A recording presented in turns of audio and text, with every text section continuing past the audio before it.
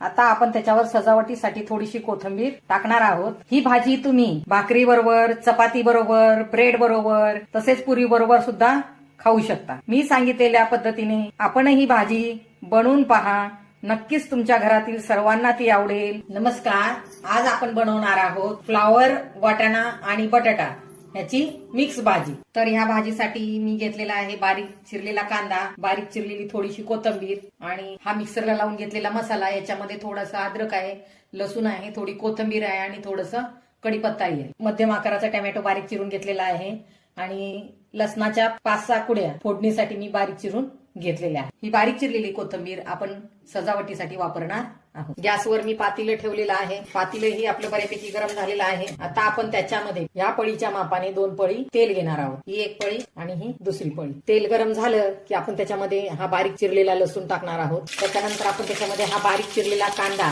आपण ह्याच्यामध्ये टाकणार आहोत। कांदा आपल्याला व्यवस्थित परतून घ्यायचा आहे। आपल्या चवीनुसार आपण त्याच्यामध्ये मीठही टाकणार आहोत। कांदा परतून होत आला की आपण त्याच्यामध्ये अद्रक, लसूण, कढीपत्ता आणि कोथिंबीर याची ही पेस्ट टाकणार आहोत। ती व्यवस्थित परतून घ्यायची। कांदा परतून झाला की आपण त्याच्यामध्ये आपल्या आवश्यकतेनुसार तिखट घालणार आहोत। हा मी घरी बनवलेला काळा मसाला असल्यामुळे मी इतर मसाला वापरणार नाही। हा मसाला व्यवस्थित परतून झाला की आपण बारीक चिरून ठेवलेला टोमॅटो ह्याच्यामध्ये टाकायचा आहे आणि याला व्यवस्थित हलवून घ्यायचे। गॅसची फ्लेम मात्र आपली मध्यमच आहे। आता गॅसची फ्लेम आपण एकदम लो करायची आणि ह्याच्यावर झाकण ठेवायचं आणि 2 मिनिटं होण्याची वाट पाहू। 2 मिनिटं झालेली आहेत। आता आपण याला उघडून पाहूया।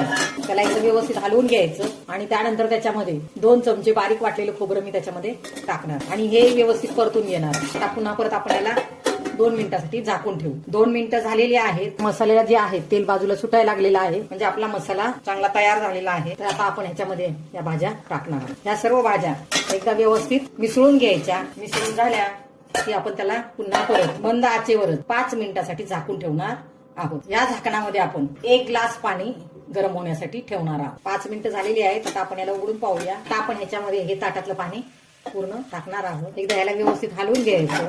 त्याला पुन्हा झाकून 10 मिनिटं मंद आचेवर शिजू द्यायचं। 10 मिनिटं झालेली आहेत। आता आपण याला उघडून पाहूया। त्याला एकदा व्यवस्थित हलवून घ्यायचं। बटाटाही शिजला का पाहूया। बटाटाही शिजलेला आहे। आता ह्याला 2 मिनिटांसाठी चमचा आतमध्ये ठेवायचा आणि थोडंसं उघडं शिजू द्यायचं। 2 मिनिटं झालेली आहेत। आपली भाजी तयार झालेली आहे। गॅसही मी बंद केलेला आहे। वाटाणा, बटाटा, फ्लावर याची गरमागरम भाजी तयार झालेली आहे। आता आपण त्याच्यावर सजावटीसाठी थोडीशी कोथिंबीर टाकणार आहोत। मी सांगितलेल्या पद्धतीने आपणही ही भाजी बनवून पहा आणि आपण जर माझ्या चॅनलवर नवीन असाल तर माझ्या चॅनलला लाईक, शेअर आणि सबस्क्राईब करायला विसरू नका। धन्यवाद।